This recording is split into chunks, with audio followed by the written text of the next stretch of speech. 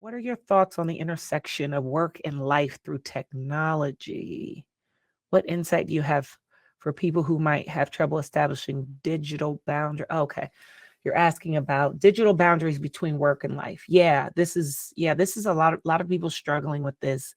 Obviously after COVID, we went like remote everything, which is cool, but now we really don't.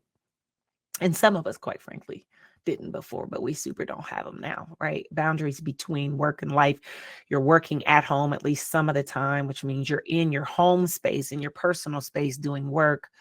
And then we have a lot of employers who are sort of, wandering themselves and as a result, expecting you to answer your phone, answer your email 24/7.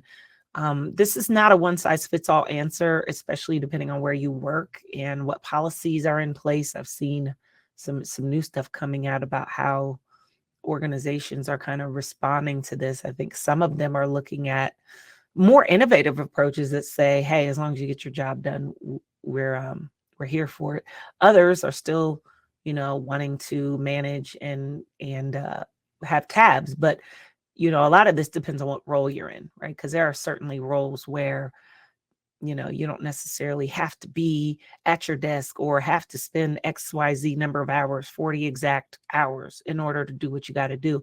There are others that's it's just not that simple. And so my recommendation is you need to know where you work and what the expectations are. So, because my answer may not apply to you. So you need to understand what's possible, what's not. What's the difference between sort of what's the norm of what's happening in your workspace and at your organization?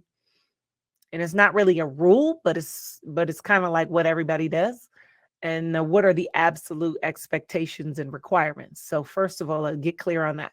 And then you need to be operating within anything that you are absolutely required to do because that's the agreement you have with your employer. From there, then my recommendation is to start looking at how can you show up with not just boundaries for your employer, but boundaries for yourself. Because a lot of us are quick to complain about our leader or our organization, and they're always coming for us. Da, da, da, but like you're also the person who works 24/7 and trains them to expect you to respond all the time because that's what you do, right? So figure out what is going to be how you roll that does it in a way where it's not just we just do it all the time no matter what, we work all the time, because you're not only training yourself but you're training the others that you work with, your colleagues, your peers, your leaders, to see you as that and expect that that's what you'll do. So I think a lot of times, again, we complain about our bosses, but the reality is we're the one who kind of showed up in a way that expected people to, or kind of not expected, that caused people to expect us to show up in a way where we're always working because that's the way we were doing it, right?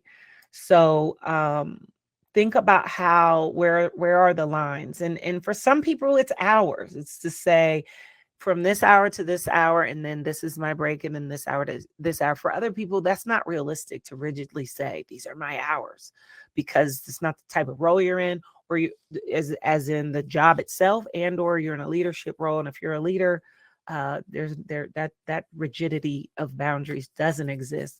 So it's going to be more of a flow to say, um, let me set up something that allows me to perform well at work, but also make space for my personal realities.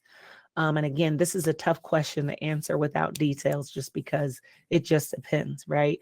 But I will say, finally on this, like, figure out what would be helpful for you, because like in some cases we might be like limiting ourselves to traditional solutions like 9 to 5 with a lunch here, right? But you might be better working earlier. If you have that type of flexibility, work earlier or work later because your child is at practice or your child already goes to school at said time. So if you could sort of align your schedule and your heavier work moments in times that family and other stuff is unlikely to be a situation, then that's something you can do.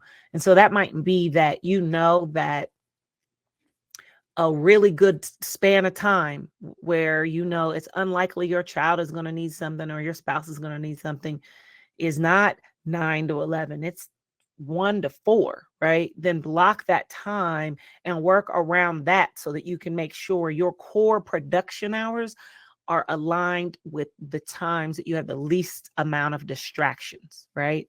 And then lastly, I'll say, even though I said that was my last thing, really challenge yourself to check out, log out, turn notifications off. My do not disturb every single night goes on. I think it's at 10.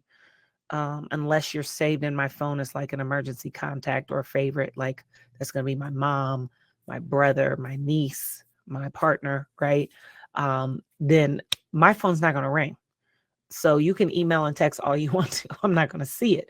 But I also don't look, right? So the whole point is that once you check down, quit checking your phone, right? Unless you're in a situation where there's some real emergency potential, or you're in a role where that's what something you have to do, then don't do that.